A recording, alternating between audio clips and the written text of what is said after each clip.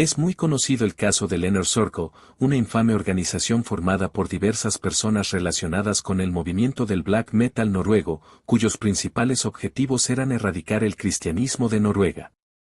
Esta organización tenía entre sus filas a integrantes de bandas como Mayhem, Emperor, Dark Throne, Satyricon, Immortal, entre otras.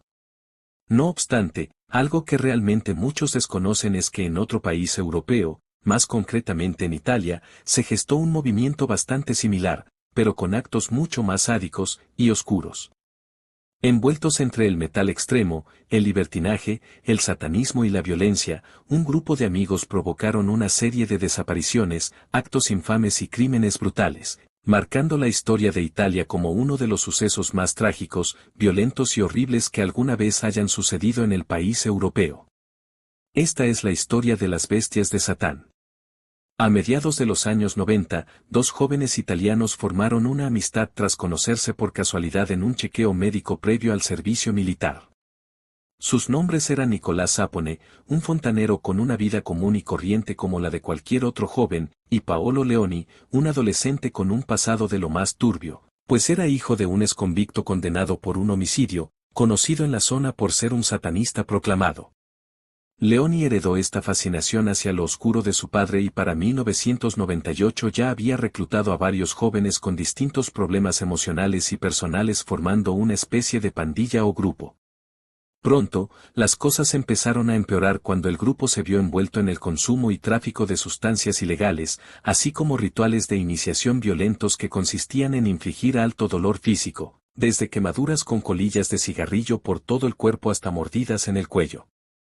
Una vez se realizaba esto, los miembros del círculo solo podían abandonar el grupo si morían.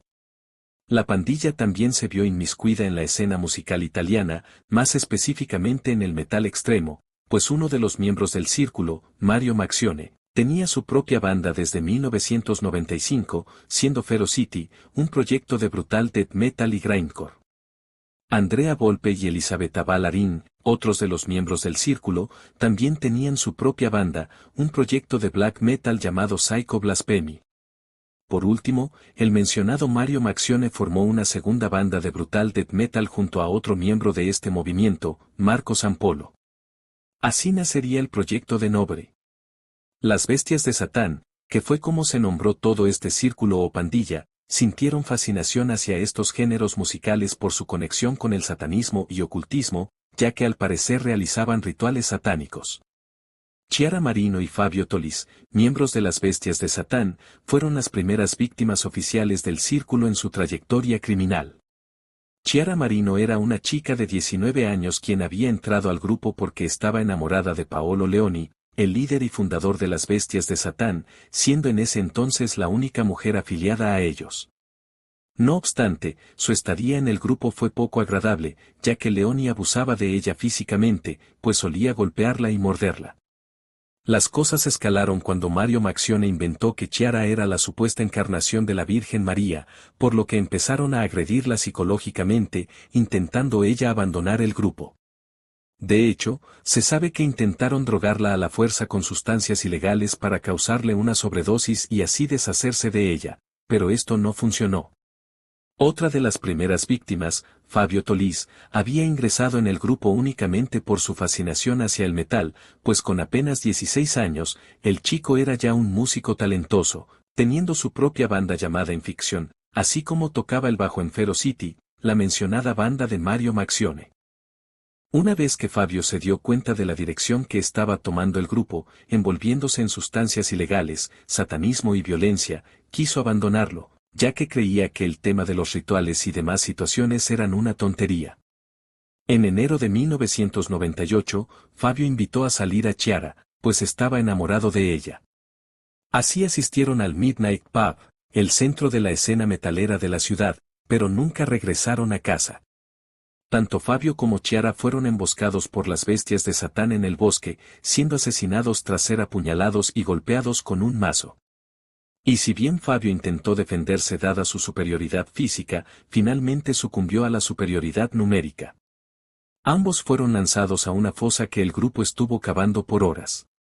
Sus cuerpos también fueron parte de un rito ocultista donde sirvieron como sacrificio y finalmente serían enterrados y bañados en amoníaco para que no emitieran olor alguno. La siguiente víctima de las bestias de Satán fue Andrea Bontade de 19 años.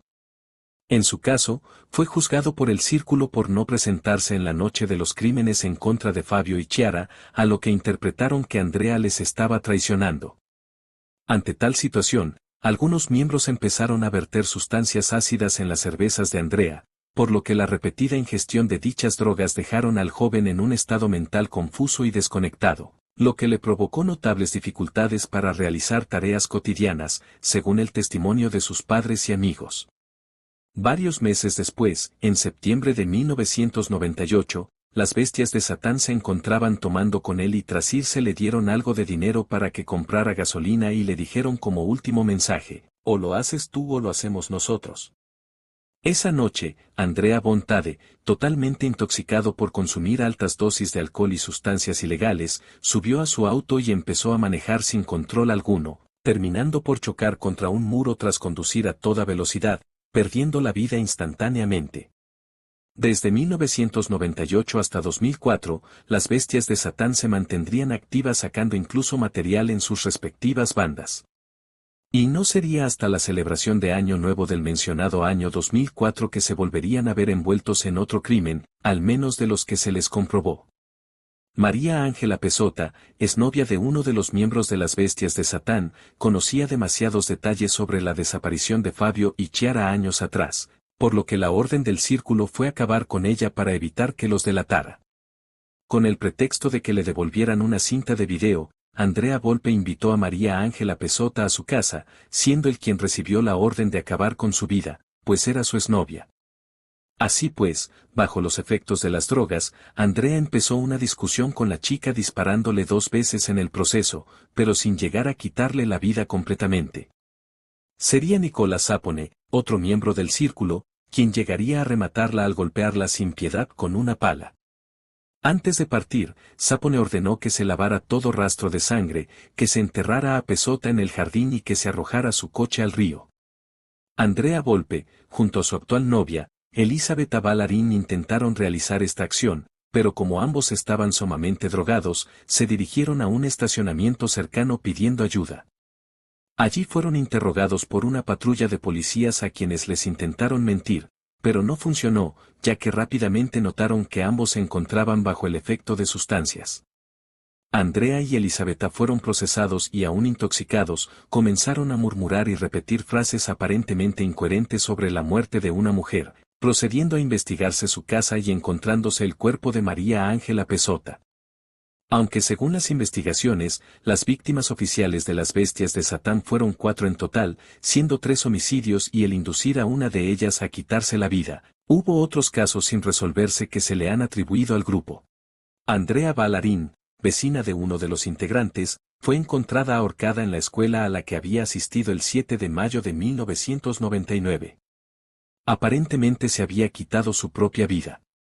Tras la detención del grupo criminal, fue Volpe quien confesó que ella no se quitó la vida, sino que varios miembros del grupo fueron responsables de su muerte, aunque más tarde se desestimaron las acusaciones, ya que no coincidían con lo que se encontró del cuerpo de la joven.